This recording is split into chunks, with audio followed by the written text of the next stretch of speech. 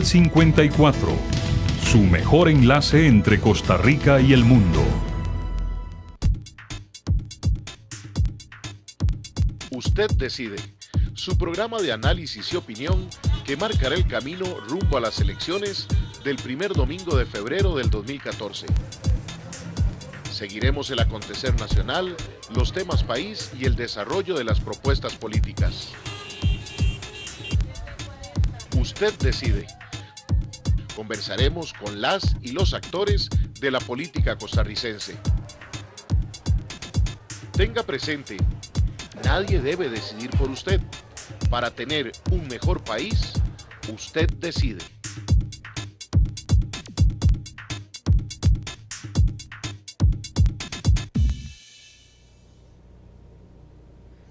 Muy buenas noches, gracias por estar en sintonía de su canal 54 del UHF Televisión Abierta y en su señal de este programa por www.usteddecide2014.com.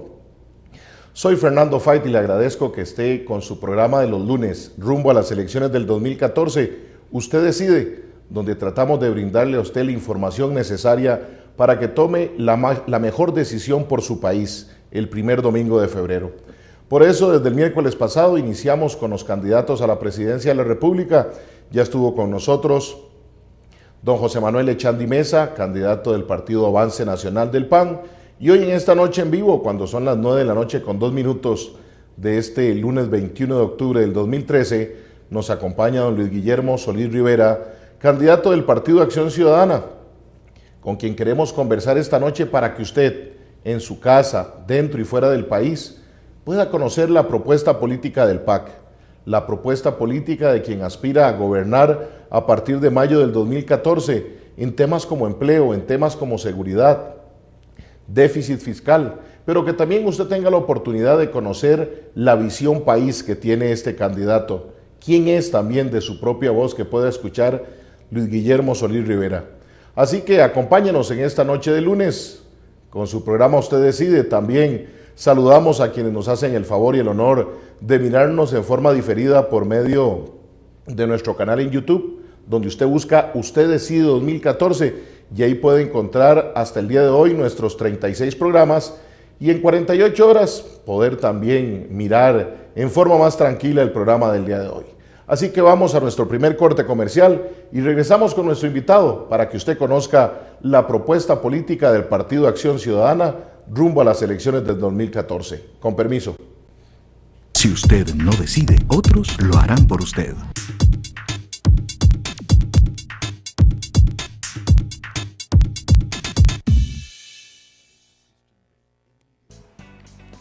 Hola, soy Fernando Fait y deseo invitarlos para que todos los jueves al ser las 9 de la noche me acompañen en el programa En la Esquina del Parque, donde con algún invitado vamos a conversar de temas de interés para usted y su familia. Recuerde, En la Esquina del Parque con Fernando Fait, todos los jueves de 9 a 10 de la noche por su canal 54 y por www.enlaesquinadelparque.com. Los espero. El principal responsable de prevenir el dengue es usted. Por eso elimine los objetos que acumulan agua, lleve las llantas viejas a reciclaje o déjelas donde compró las nuevas. Todas estas pequeñas acciones cuidarán de usted y su familia. Un mensaje del Ministerio de Salud. Antes de elegir, conozca qué hay detrás de su voto. El Tribunal Supremo de Elecciones habilita la línea gratuita 800 Elector para que las y los costarricenses puedan realizar denuncias o consultas electorales antes, durante y después de las elecciones. En estas elecciones, deposite su voto con confianza. El Tribunal Supremo de Elecciones se lo facilita.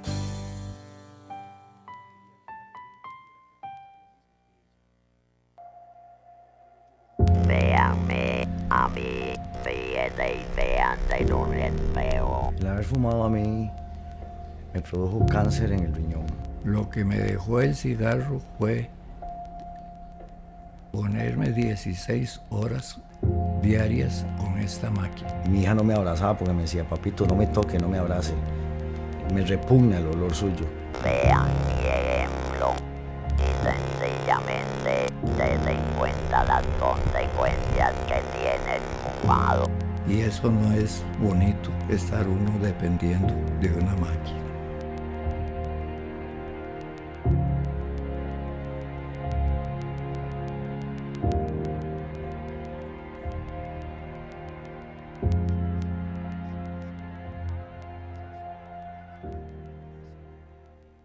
Si usted no decide, otros lo harán por usted.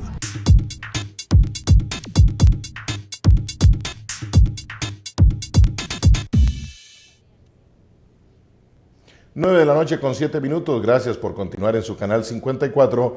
En este su programa rumbo a las elecciones del 2014, Usted decide.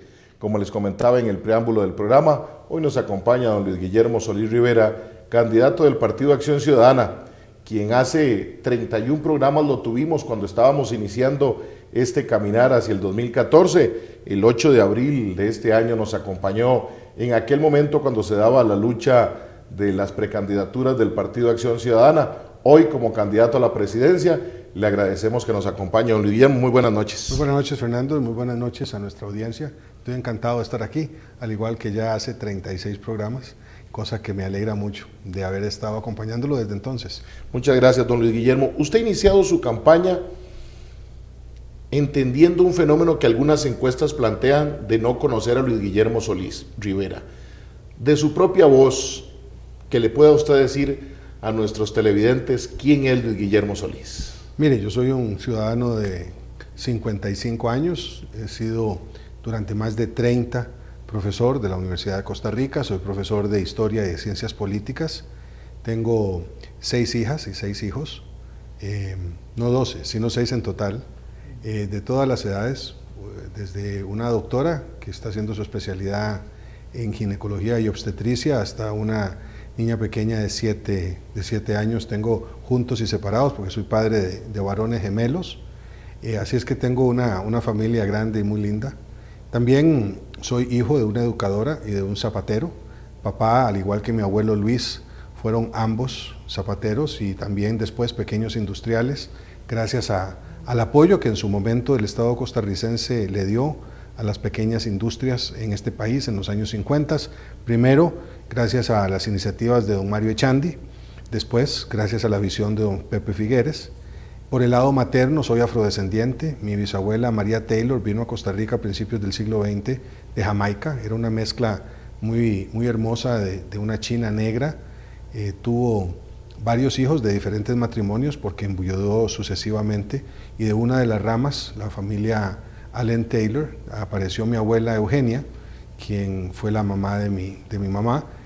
Y vivieron tanto mis abuelos maternos como mis abuelos paternos en Turrialba, o sea que papá y mamá son turrialbeños de origen, yo no, yo ya nací en San José, tengo una hermana y un hermano que son bastante diferentes a pesar de ser gemelos también, mi hermana es bióloga, mi hermano es empresario, así es que tengo la suerte de ser un costarricense más preocupado por la condición de sus conciudadanas y sus conciudadanos, una persona que está disponible para esta jornada tan linda en lo cívico, tan dura en lo físico, pero tan satisfactoria en un sentido general de ofrecerme al país como una alternativa electoral en estas elecciones. Don Luis Guillermo, esas encuestas que decían que no lo conocen, ¿cómo lo ha vivido usted? Este fin de semana estuvo por el Mercado Central haciendo visitas en distintos lugares. ¿Son ciertas o en realidad ya hay un conocimiento suyo y lo que está es reforzándose el tenerlo más cerca, que lo hablábamos antes de empezar el programa, es parte de lo que no se ha perdido de nuestras campañas políticas? El costarricense, hombre mayor, ni qué decir el adulto mayor, quiere tener cerca al candidato, decirle su consejo, hasta su regaño, me imagino. ¿Cómo ha sido estas semanas de trabajo directo en la calle, don Luis Guillermo? No, yo estoy muy contento, la verdad es que todavía queda mucho por hacer, pero se nota ya la identificación un poco mayor de la gente con un candidato que efectivamente era poco conocido. La verdad es que no hay sustitución, Fernando, para el trabajo puerta a puerta y cara a cara. Eso yo lo he sabido siempre, es decir, uno puede tener una muy buena campaña en medios y debe tenerla, porque también es difícil, aunque seamos un país tan pequeño, llegar a cada rincón del país, a cada rincón de Costa Rica, no es cosa sencilla. Entonces uno tiene que tener la posibilidad de hacerlo por vía de los medios de comunicación y especialmente ahora también de las redes sociales. Pero todavía a la gente le gusta, como dice usted, verlo a uno, estar con uno, darle la mano, conversar, criticarlo, preguntarle. Y esa experiencia además es una experiencia muy hermosa. Es la parte que a mí más me gusta de la política, el estar en la calle con la gente y especialmente escuchándola, ¿verdad? A estas alturas del partido mucha gente supondría que uno tiene las respuestas para todo y eso no es así. Muchas de las principales recomendaciones que me han dado reflejan una extraordinaria sabiduría popular. La gente sabe lo que necesita y busca en los políticos pues una reverberación, una cierta empatía para resolver esos problemas, pero uno lo que debe de hacer es aprovecharse de esa sabiduría, aprovecharse de ese conocimiento, de esa experiencia y más bien tratar de potenciarla. Entonces yo me siento muy satisfecho, estamos avanzando en el proceso tal y como lo esperábamos. Nuestra página en Facebook está creciendo muy rápidamente, cerca de 1000 personas al día, es una cosa que hasta a mí me sorprende. Y creo que vamos a llegar a finales de este periodo, hacia mediados de diciembre, etcétera, con unos niveles muy satisfactorios de reconocimiento. Esto empieza poco a poco, no hay nada que se resuelva en un acto, hay un proceso de sedimentación, hay todo un estudio que existe desde hace mucho tiempo para muchos candidatos de cuál debe ser la frecuencia de que lo vean a uno para que el nombre se asocie con la cara, con la voz, etcétera. Pero yo estoy muy contento porque creo que esos objetivos se están cumpliendo. La gente le aporta, usted lo dice, soluciones a los problemas. Pero hay algo que hemos aquejado de las campañas políticas y es que los candidatos nos brinden a los ciudadanos una visión país de cómo se ve o cómo verían el país en los próximos 10 años. Porque a veces son recetas de muy corto plazo o basándose en que son 4 años nada más de gobierno, no nos dan una visión de país ni identifican esos retos. Para Luis Guillermo Solís y el Partido Acción Ciudadana, ¿cuál es la visión de país que necesitamos y los retos que nos vienen para los próximos 10 años? Mire, la visión de país es un país próspero, igualitario, con instituciones solidarias, universales, que permitan darle oportunidades crecientes al mayor número de ciudadanas y ciudadanos en educación, en salud y en emprendedurismo. Esa es la receta costarricense. Ese país es el país que hemos querido desde hace ya más de medio siglo.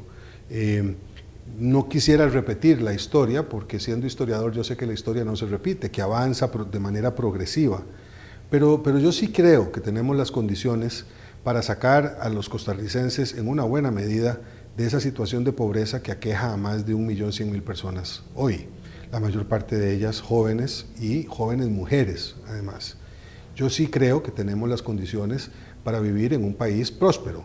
Hace algún tiempo me decían, no sin malicia, cuál era el modelo que yo propiciaba de país a futuro, que si era el modelo de Cuba, de Venezuela, de Ecuador o de Bolivia, y yo les decía que de ninguno de ellos, que yo quería el modelo de Finlandia, porque creo que nosotros debemos aspirar a una nación con índices de desigualdad cada vez menores. Nosotros hemos visto cómo en los últimos 25 años la diferencia que separa al grupo que tiene menos ingresos del que tiene más ingresos se ha multiplicado por 20 veces. Nosotros deberíamos reducir eso en 2/3, es decir, a menos de 7 veces, como es el caso de Finlandia precisamente. Si nosotros no logramos hacer eso, vamos a perder la marca distintiva que diferenció a Costa Rica de otros países de América Latina, ya no digamos de Centroamérica y el Caribe, de América Latina. Y a mí me parece que eso sería un desperdicio enorme, primero porque no hay ninguna razón para no vivir con mayor prosperidad y mayor equidad. Y segundo, porque nosotros hemos trabajado ya casi 200 años para pasar de ser un pueblito pequeño de gente que vivía muy pocos años, con muchas enfermedades, a ser una nación que estuvo a punto de saltar, de brincar hacia el desarrollo. Ahora vamos a tener que esperar un poco más para hacerlo, porque este último cuarto de siglo ha sido devastador en términos de desarrollo humano.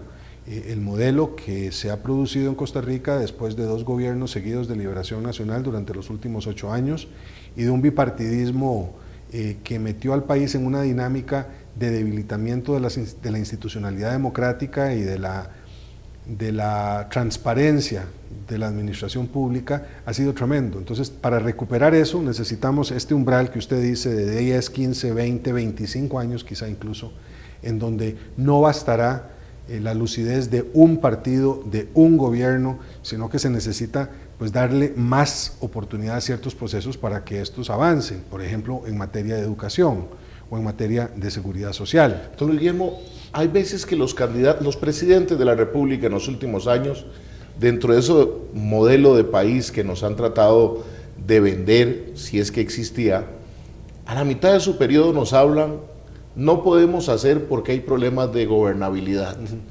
¿Es un pretexto o en realidad hoy usted como candidato a la presidencia desde ya identifica que tenemos problemas de gobernabilidad? Se lo pregunto porque yo creo que es muy fácil decirlo a la mitad del periodo y convertirlo en justificación, que plantearlo desde antes, aunque a muchos sectores no les agrade, porque significa identificar uno de los grandes problemas que podría tener el gobernar a partir de mayo del 2014.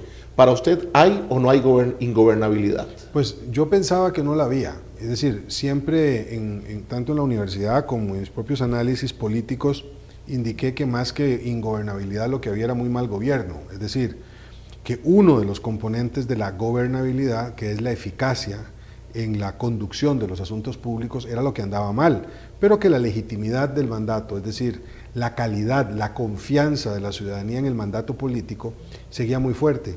Cada vez me convenzo más de que todavía tenemos, y cada vez en peores condiciones, la capacidad de resolver los problemas y de ser eficientes en el manejo de la cosa pública, pero que después de ya casi 20 años, el toqueteo, la manipulación de que han sido objeto las instituciones públicas y particularmente la intromisión de un poder en otro, del poder del ejecutivo en el legislativo, del poder ejecutivo en el poder judicial, este fenómeno de contaminación que se ha dado, de judicialización de la política o de politización de la judicatura, etcétera, empieza a generar un desgaste de las instituciones que acerca al país a la ingobernabilidad.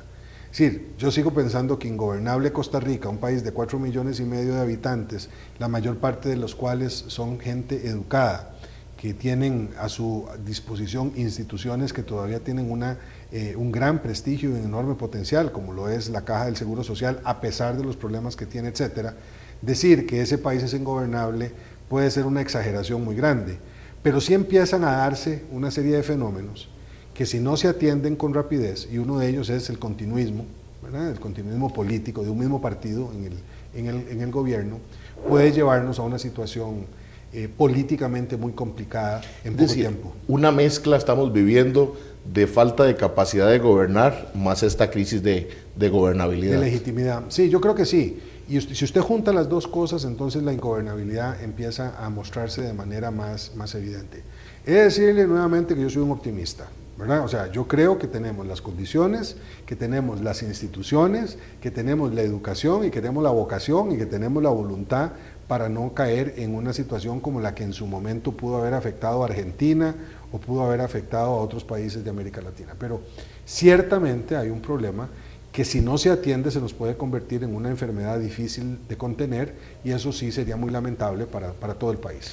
Un grupo de ciudadanos a los que se les llamó los notables plantearon bajo este mismo aspecto de la gobernabilidad una serie de propuestas.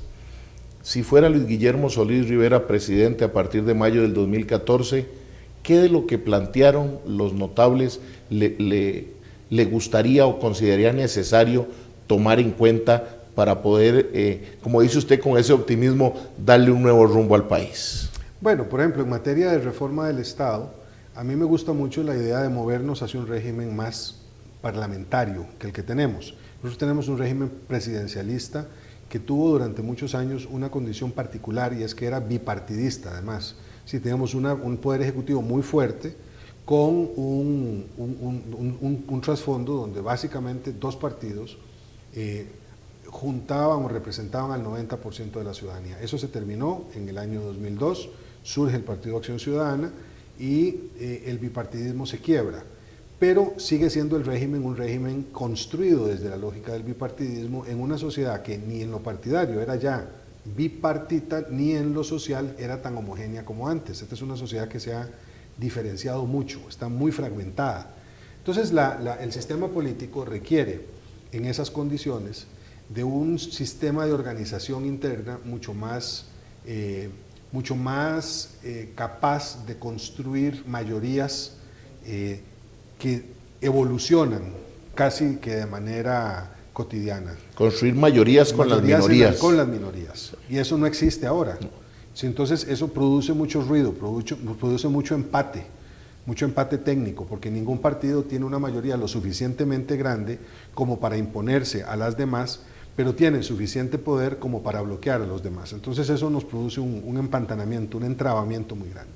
Entonces, en materia de sistema político, de reforma del Estado, a mí me gustaría más avanzar hasta ahí. Ese es un punto. El segundo punto es el del ordenamiento territorial de la nación. Yo creo que seguir pensando que Costa Rica puede seguir teniendo 7 provincias y que nuestra organización electoral debe partir de la unidad cantonal y provincial en adelante es un error. Y además una división que solo sirve para el ámbito electoral. Desaparecieron las gobernaciones, sí. No se hace mayor cosa con el tema de las provincias. Y no hay estructuras subestatales, digamos, que es como se les llama técnicamente. Entonces una provincia como la provincia de Punta Arenas es absolutamente disfuncional, es demasiado grande, no hay conectividad entre el sur y el norte de la provincia. Lo mismo ocurre con una provincia tan grande como Heredia, ¿verdad? Sarapiquí está completamente desgajado del resto de donde está el núcleo urbano principal de la provincia. En Alajuela, más los o menos cantones del norte igual. Los campinos del norte, las problemáticas de la zona transfronteriza son muy distintas a las que ocurren más bien en la zona central de la provincia o de occidente de Alajuela, esos cantones tan pujantes de San Ramón, Naranjo, Palmares, ¿verdad? Atenas, Grecia. Entonces yo sí creo que habría que buscar una organización estatal diferente que permita también un replanteamiento del poder legislativo de manera que sea capaz de representar mejor a esta población que ha crecido mucho y que está claramente subrepresentada en el Congreso. Ese sería un segundo tema que a mí me parece importante. Y después lo otro es buscar una cierta funcionalidad mayor en el poder legislativo. Eso pasa por el reglamento, la reforma reglamentaria, pero que no necesariamente se limita a eso, sino que tiene que ver con la forma como se eligen las diputadas y los diputados. Habría que darle un poco más de posibilidades a la ciudadana y al ciudadano de encontrar una representación que lo satisfaga más. Son las 9 de la noche con 23 minutos. Gracias por estar con su programa Usted Decide. Vamos a un corte comercial y cuando regresemos, don Luis Guillermo Solís Rivera, candidato del Partido de Acción Ciudadana, le comenta a usted, que está en su casa, que está dentro y fuera del país, cómo mejorar el tema del empleo, que tanto nos lo dijeron en las calles los ciudadanos cuando salimos a preguntar sobre qué temas le interesaría. De esos y otros temas cuando regresemos. Si usted no decide, otros lo harán por usted.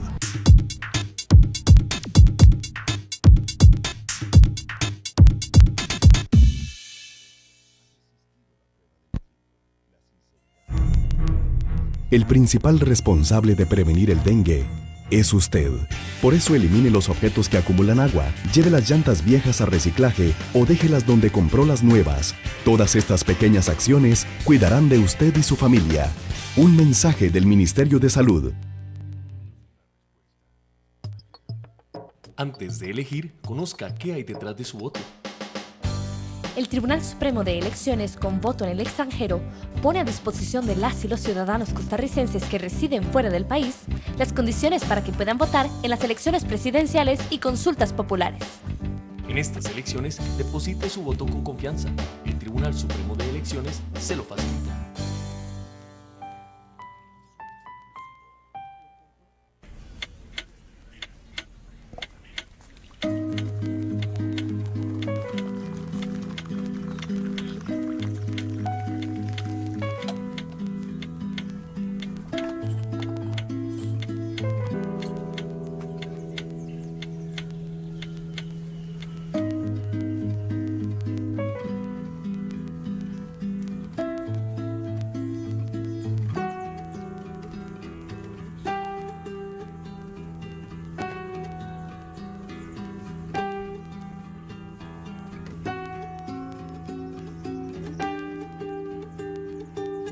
Cuente con nosotros, como ellos cuentan con usted.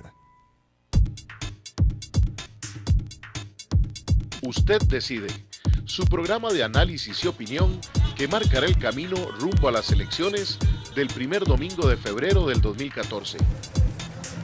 Seguiremos el acontecer nacional, los temas país y el desarrollo de las propuestas políticas. Usted decide. Conversaremos con las y los actores de la política costarricense. Tenga presente, nadie debe decidir por usted. Para tener un mejor país, usted decide.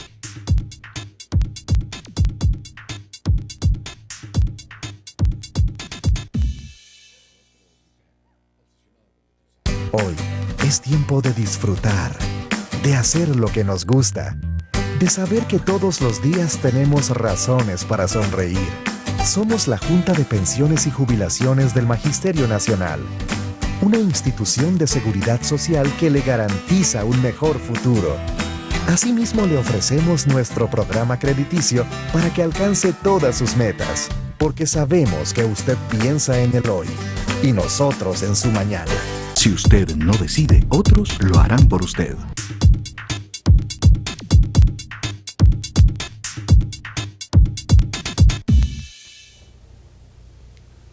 Nueve de la noche con 28 minutos de este lunes 21 de octubre del 2013. Gracias por continuar con su programa Usted Decide. Le recordamos nuestro número telefónico por si quiere hacer alguna pregunta a nuestro invitado. Don Anthony se la tomaría y nos la pasan por escrito, por una cuestión de tiempo, 905-254-5454 o mediante un mensaje de texto 8717-2424. Estamos conversando con el licenciado Luis Guillermo Solís Rivera, candidato presidencial del Partido Acción Ciudadana. En estos días el Ministerio de Hacienda ha planteado todo el tema de la reforma fiscal, o lo ha retomado, don Luis Guillermo. La pregunta es, ¿cómo sanear las finanzas públicas que garanticen mayor inversión en lo social y en la infraestructura? Esto antes de que entremos al tema primordial que las calles, que hemos palpado como es el tema del empleo, pero igual hay una sensación de infraestructura y de sanear nuestras finanzas, porque a veces el ciudadano dicen, sí, más impuestos, o en qué consiste. ¿Qué plantea el PAC y Luis Guillermo Solís en este tema para sanear las finanzas? Bueno, desde la primera campaña que el PAC, en el que el PAC se presentó al país en el año 2002, el tema fiscal ha estado presente en nuestra propuesta. Nosotros somos un partido que considera no solamente que es importante aumentar los ingresos del Estado para vivir en un país de primer mundo, ¿verdad? Un país que no puede tener en donde el Estado no puede tener ingresos como un país africano si quiere vivir como Finlandia o como los países más desarrollados, eso no puede ser. Pero también como un instrumento para ayudar a la distribución de la riqueza. Es decir, estamos hablando de un país en donde el modelo económico ha llevado a la concentración de la riqueza y la forma como eso se puede redistribuir, esa riqueza se puede redistribuir es a través precisamente del instrumento fiscal. Para eso también sirven los impuestos, para volver más equitativo el sistema. Si es una reforma, como se llaman técnicamente, ¿verdad? Una reforma progresiva. Nosotros queremos una reforma progresiva. Entonces, no le hemos sacado nunca, y ni lo haremos en esta campaña, el pecho a esa responsabilidad. El país ha ido en un proceso de deterioro creciente de sus finanzas públicas. Este año cerraremos con más del 6,5% de déficit. Eso es grave porque si no se controla pronto, podemos entrar en una espiral que nos lleve a situaciones como las que han pasado otros países de América Latina y Europa, y no queremos que eso ocurra. El endeudamiento es todavía controlable, pero estamos a punto de entrar en una situación verdaderamente difícil. Entonces, a mí me parece que lo lógico es, uno, garantizar que los impuestos que ya existen se recojan bien. Hoy hay impuestos muy importantes como el impuesto sobre la renta, en donde la morosidad, es decir, el no pago de ese impuesto, es más del 40% del impuesto. Eso es una cosa de locos. Segundo, tenemos que garantizar que la plata que ya tenemos en el Estado se gasta bien y que no la estamos tirando por un tubo, como en el caso de la trocha o en el caso de la platina, o que estamos desperdiciándola en programas duplicados. Y tres, que eliminamos corrupción. Ahora, evidentemente tanto en lo que toca a recaudación como mejor gasto, como lucha contra la corrupción, aún así la necesidad de nuevos ingresos es muy alta. O sea, no podemos, sin sacrificar programas tan importantes como los de salud, vivienda o educación, recortar el gasto lo suficiente para llenar el hueco fiscal que tenemos. Entonces hay que hacer una reforma que garantice un mayor ingreso, especialmente con el pago de impuestos de aquellos sectores sociales que más ingresos tienen. ¿Estarían ustedes entonces planteando que antes de llegar a un proyecto de subir impuestos hay que pasar primero esas dos etapas, que igualmente usted lo planteó desde la precampaña, que antes de llegar a un tema meramente de impuestos había que recaudar de mejor manera, que había que revisar cómo estaban esos gastos, o tendría que ser parte de un paquete completo como ha querido el Ministerio de Hacienda y que en su momento quien es ahora el candidato al primer lugar de diputado por San José apoyó valientemente, hay que decirlo, porque tuvo la valentía de apoyar a la Presidenta de la República en un tema que a la mayoría de los costarricenses no le gustan. ¿Cuál sería el estilo a partir de mayo del 2014 en este tema? Mire, probablemente habría que hacerlo simultáneamente y tratando de buscar objetivos graduales. Es decir, si nos vamos a proponer aumentar la recaudación en un 4% del PIB, por decir algo, pues entonces hacer un primer intento de subirlo 1 o 2 puntos a cambio de garantizarle al ciudadano que paga, en esta nueva lógica que necesariamente incluiría el trasladar o el convertir el impuesto de ventas en un impuesto al valor agregado con su administración compleja, pero volviéndolo más progresivo también, garantizándole al ciudadano y a la ciudadana que ese pago que está haciendo adicional de impuestos efectivamente se ve en la forma como el Estado gestiona los recursos públicos. Y después, una vez que se han cumplido con ese objetivo, entonces avanzar un punto más y llegar hasta 4 en el tercer o cuarto año de la administración. Pero ciertamente tenemos que bajar el déficit, y eso yo creo que tenemos que hacerlo sin sacrificar esos programas vitales. Ahí veo que como parte del menú de opciones que presenta el señor Ministro de Hacienda está cortar temas o sectores como el sector de educación, cuando ahí lo que deberíamos hacer es elevar más todavía la inversión educativa. Pero lo cierto es que sí, hay que discutir el tema. 2, es un tema que no se resuelve y con imposiciones del gobierno. Esto tiene que ser dialogado con los sectores productivos. Y se lo digo porque estamos en un momento en donde, además de volver más inclusivo el sistema tributario, y tenemos que volverlo más justo también, tenemos que preocuparnos por la producción, porque el país no está creciendo lo suficientemente rápido como para generar esas condiciones de mejor, de vida mejor para nuestros ciudadanos y ciudadanas. Entonces es un desafío muy complejo, porque si le metemos un impuesto demasiado fuerte al sector empresarial, a un sector que no está creciendo, también se puede resentir la generación de empleo, que es uno de los objetivos necesarios para sacar a la gente de la pobreza, etc. Entonces nos metemos en un círculo que hay que tener cuidado cómo se administra. ¿Debería ser una gran concertación nacional en este tema fiscal? Debería serlo, y debería de serlo basados además en esa visión que usted demandaba, en esa visión país a 10, 15, 20 años plazo.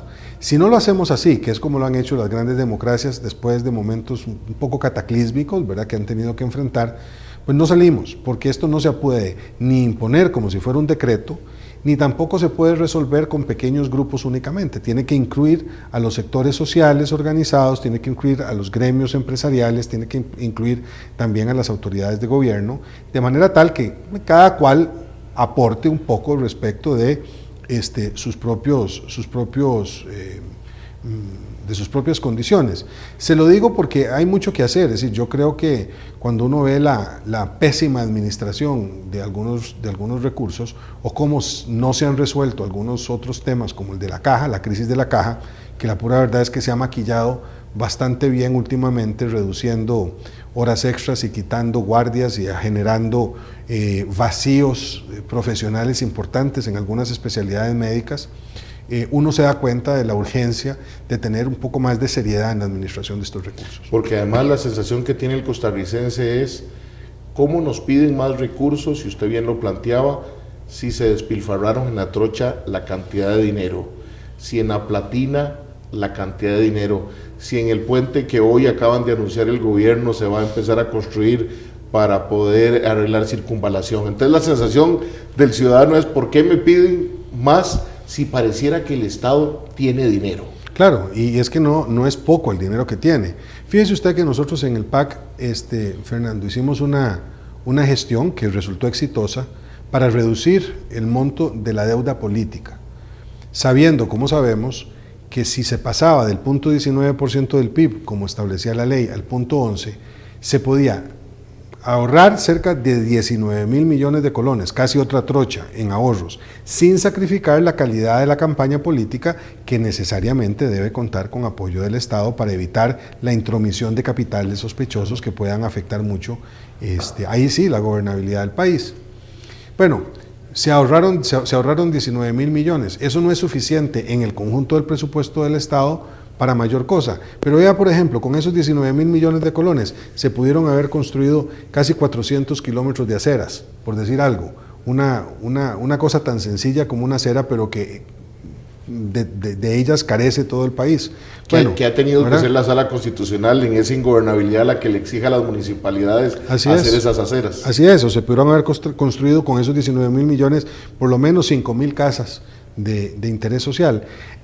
Esto se lo digo porque si uno no entiende que los recursos públicos, aunque sean poquitos, constituyen parte de un patrimonio que nos es común y que tienen que ser administrados con mucha pulcritud, que tiene que haber mucha transparencia en la forma como manejamos esa plata, pues entonces nunca va a ser suficiente la plata del presupuesto, aunque hagamos una reforma fiscal.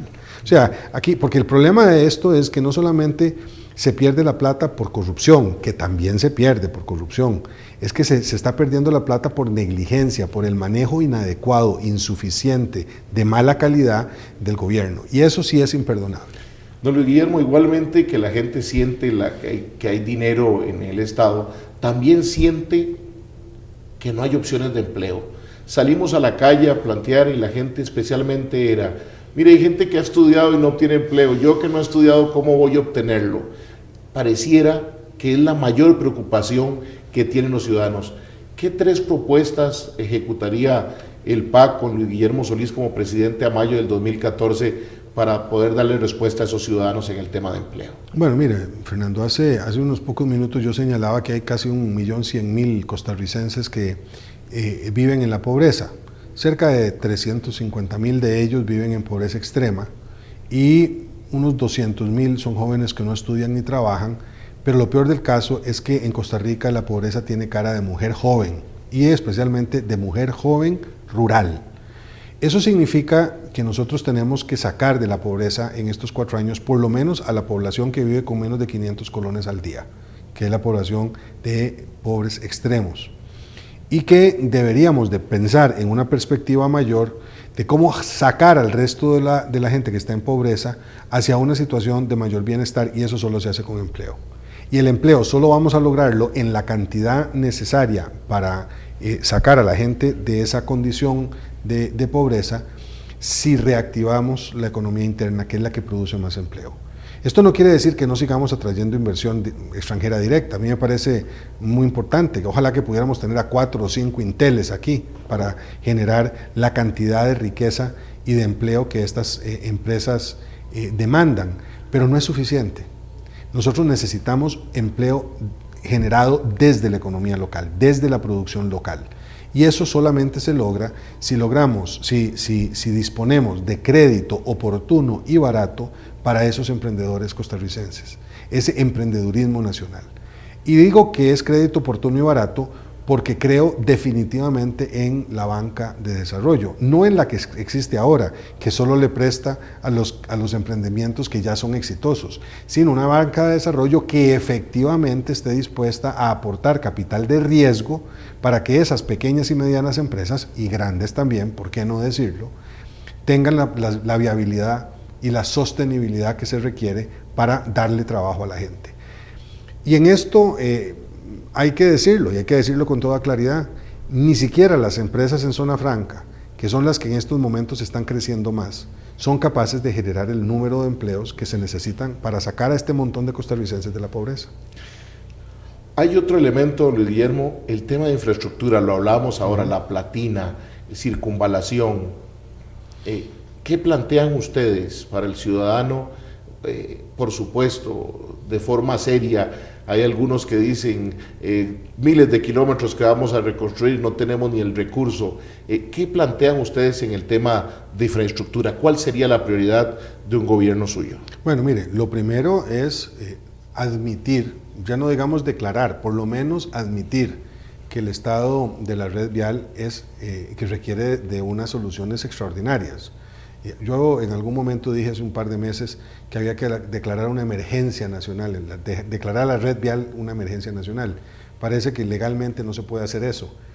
Pero lo cierto es que ha habido una enorme negligencia en la administración de esta red vial que se sabía estaba muy abandonada. Me dicen los técnicos del Instituto Tecnológico de Costa Rica que hay que atender cerca de 2.000 puentes en todo el país. Esos son todos los puentes del país, excepto los de los últimos años en la costanera.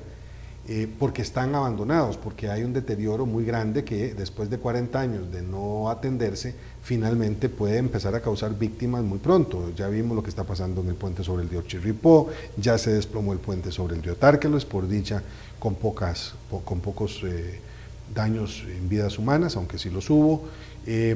Pero si seguimos por donde vamos y el próximo gobierno no tiene el lujo que tuvo de poder atender la red con un poquito más de margen, vamos a empezar a producir unas tragedias horribles, a experimentar tragedias horribles. Entonces yo diría, uno, reconocer que hay un problema y que requiere de una atención inmediata. Dos, llamar a los que saben.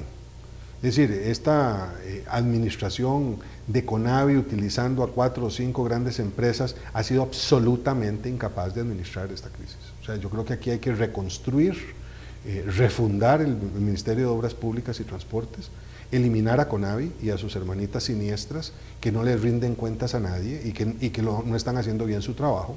Tercero, aprovechar los recursos que ya tenemos. Es que tenemos la plata para reparar estas redes, ¿verdad? Hay un montón de dinero que no está siendo ejecutado eficientemente por estas entidades y que lo único que hace es obligarnos a pagar intereses sobre préstamos que debieron haberse utilizado adecuadamente. Porque si hay un gobierno que haya tenido recursos aprobados por la Asamblea Legislativa como nunca ha sido este. Ha sido pero además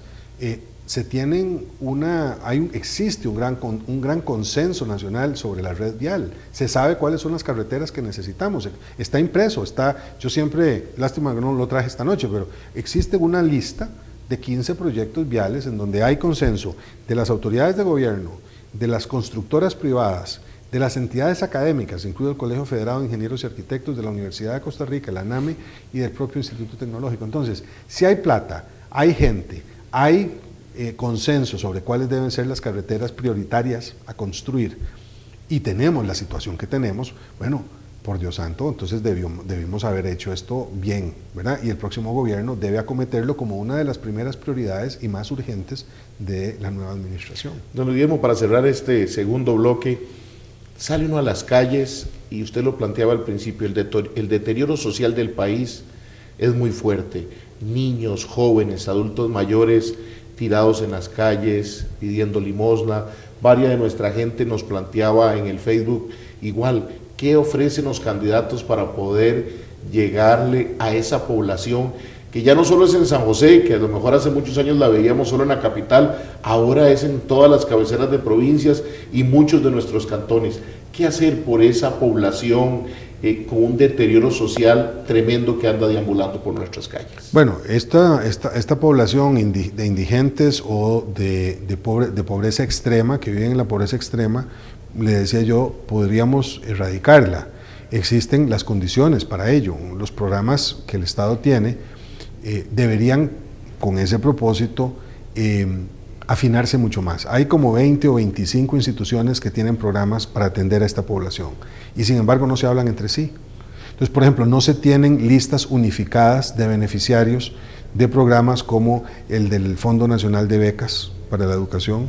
No tenemos claridad respecto de muchos de los beneficiarios de FODESAF, de asignaciones familiares, y eso hace que unos pocos vivillos utilicen esos recursos con fines clientelares o político-electorales y que algunos inescrupulosos se beneficien sin tener derecho a ello o condiciones que ameriten ese apoyo estatal de programas que podrían ir a familias que verdaderamente los requieren.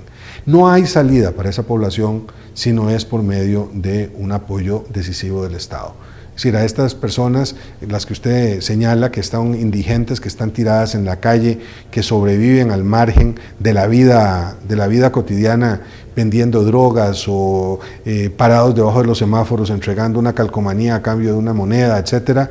Esas poblaciones tienen que salir con una ayuda del Estado, no tienen otra posibilidad, no se les puede entrenar para que lleguen a ser agentes productivos, etcétera, porque ya tienen una condición de deterioro en sus niveles de vida que vuelve casi imposible un rescate por la vía de la capacitación o de la formación. Algunos podrán hacerlo.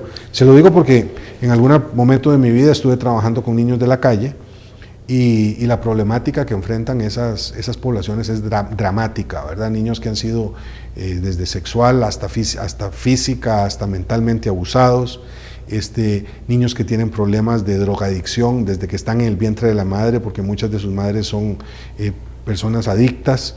Entonces cuesta mucho pensar que uno va a convertir a esa población en una población que cuente con las características necesarias para que salgan fácilmente por sus propios medios.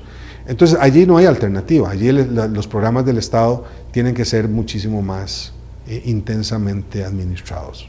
9 de la noche con 47 minutos, vamos rápidamente a nuestro último corte comercial para venir con el bloque final con don Luis Guillermo Solís, candidato del Partido Acción Ciudadana. Ya regresamos. Si usted no decide, otros lo harán por usted.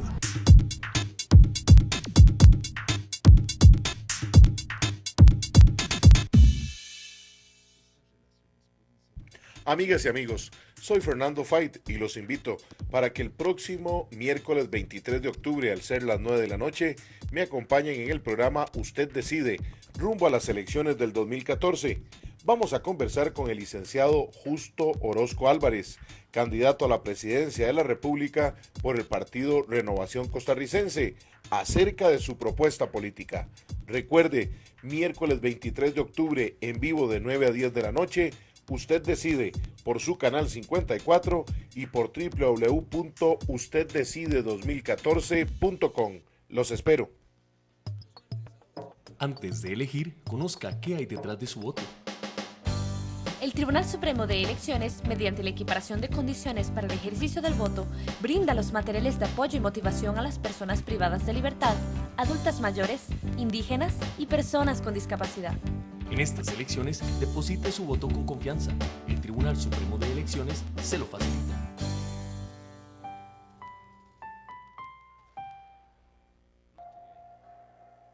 Véanme a mí, fíjese y vean de dónde veo. El haber fumado a mí me produjo cáncer en el riñón. Lo que me dejó el cigarro fue ponerme 16 horas diarias con esta máquina. Y mi hija no me abrazaba porque me decía, papito, no me toque, no me abrace. Me repugna el olor suyo. Vean mi ejemplo y sencillamente se den cuenta las consecuencias que tiene el fumado. Y eso no es bonito, estar uno dependiendo de una máquina.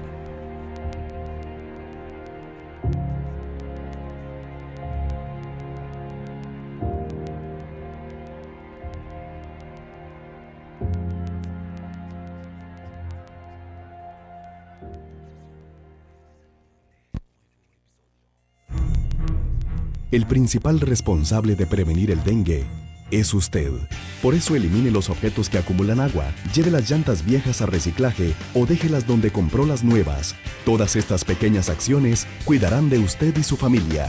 Un mensaje del Ministerio de Salud. Si usted no decide, otros lo harán por usted.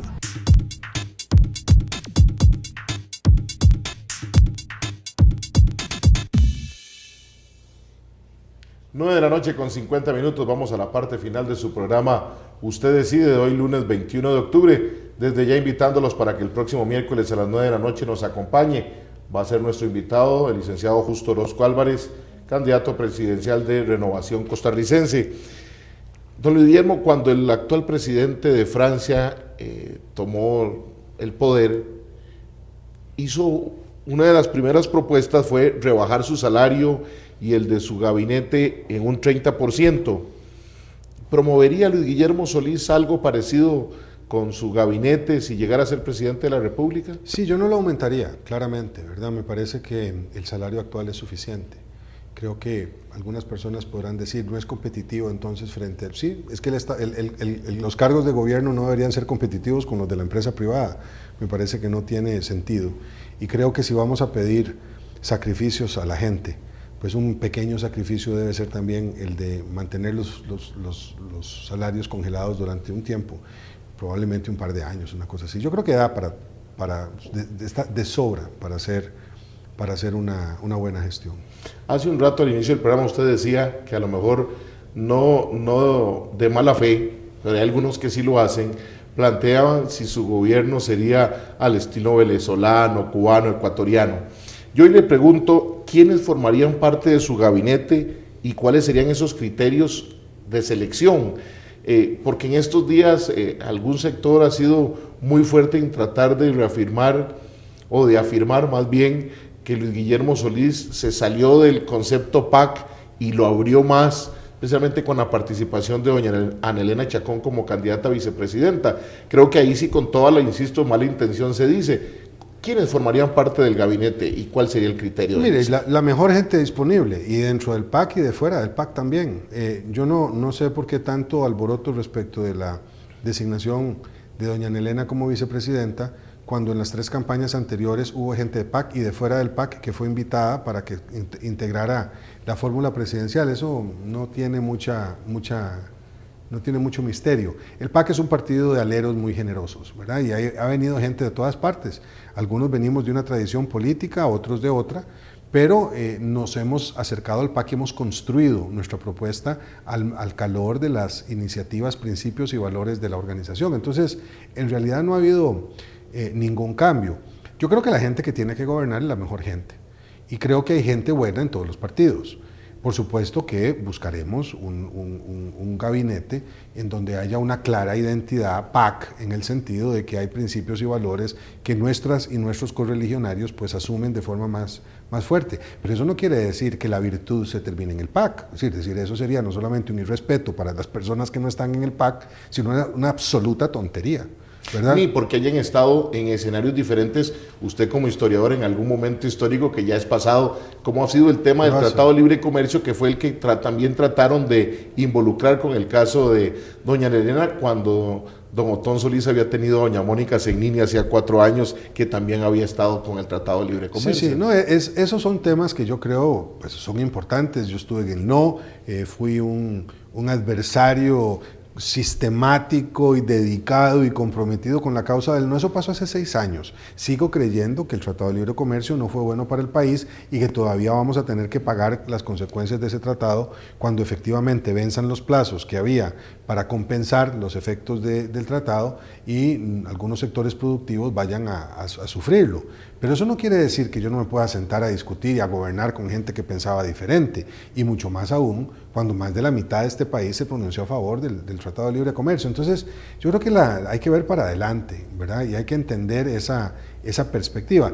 Otra vez, sin dejar abandonados los valores, sin dejar abandonados los principios, pero hay que ver un poco más allá de las narices de uno, ¿verdad? Don Luis Guillermo, además del tema del empleo, curiosamente la calle nos dijo, y alguna gente en Facebook, que le preguntáramos a los candidatos cómo le devolvían la confianza en la política. ¿Qué le ofrece Luis Guillermo Solís y el PAC de hoy a los ciudadanos como para volver a creer en participar, en ir a votar? Mire, el hecho de que nosotros no hemos sido responsables de este desastre en el que estamos. Nosotros no hemos gobernado desde hace 12 años, en 3 campañas hemos sido una oferta que el pueblo no ha asumido, no ha apoyado como partido de gobierno. Hemos estado en la oposición. Ahora tenemos una posibilidad de ser gobierno y ofrecemos nuestro expediente. Ahí está, que nos miren, que nos vean, ¿verdad? Yo no pertenezco a un partido que ha estado 8 años en el poder como Liberación Nacional y está presentando los resultados ahora. Yo no he sido funcionario como alcalde de una municipalidad tan grande como la de San José durante 22 años y no puedo ofrecer las soluciones que no puede ofrecer Johnny Araya como exalcalde de San José respecto de lo que habían. Entonces, que vean el expediente, que vean de dónde venimos, que miren las cosas que estamos proponiendo como alternativas realistas y sostenibles frente a un país que tiene tanta necesidad. Don Luis Guillermo, 7 preguntas rápidas de sí o no. ¿Está de acuerdo con matrimonio de personas del mismo sexo? ¿Sí o no? No. ¿Está de acuerdo con subir impuestos? ¿Sí o no? Sí. ¿Está usted de acuerdo con la concesión de obra pública? Sí. ¿De acuerdo con el Estado laico? Sí. ¿Cree usted en la necesidad de una Asamblea Nacional Constituyente? Bueno, voy a decir que sí, pero ahora no, pero bueno, no todavía. Me toca ¿Apoya usted la fecundación in vitro? Sí. ¿Debe variarse la cantidad de diputados y la forma en que el pueblo los elige? Sí. Don Luis Guillermo, 30 segundos, 1 minuto. ¿Por qué votar por Luis Guillermo Solís Rivera? Mire, porque no soy un político tradicional, punto número 1. No soy un profesional de la política, soy un ciudadano que se preocupa por los temas públicos, pero no he estado vinculado a los procesos de toma de decisiones que tienen al país a donde está. En segundo lugar, porque represento a un partido que no es un partido tradicional y no es un partido que pueda ser culpabilizado de las grandes fallas estructurales que tiene este sistema. Ha sido el partido más bien que de manera más consistente se ha opuesto a la forma como se ha gestionado el Estado.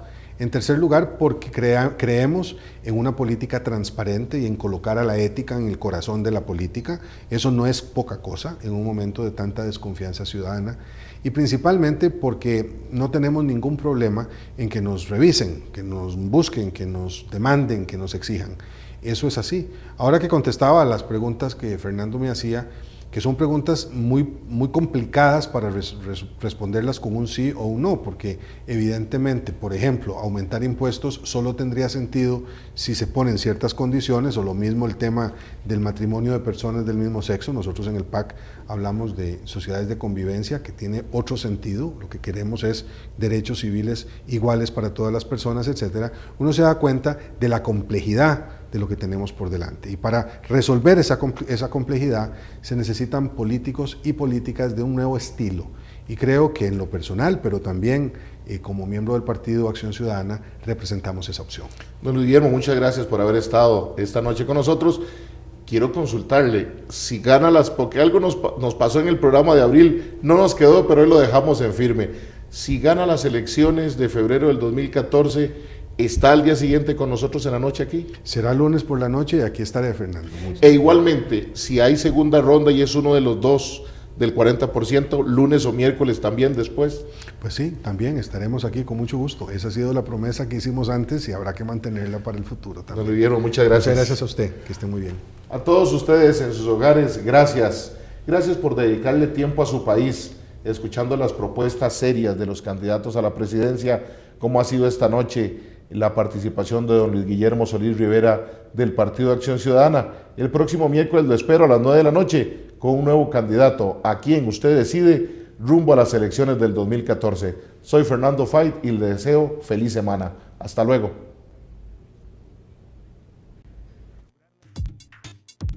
Usted decide, su programa de análisis y opinión que marcará el camino rumbo a las elecciones del primer domingo de febrero del 2014. Seguiremos el acontecer nacional, los temas país y el desarrollo de las propuestas políticas. Usted decide. Conversaremos con las y los actores de la política costarricense. Tenga presente, nadie debe decidir por usted. Para tener un mejor país, usted decide.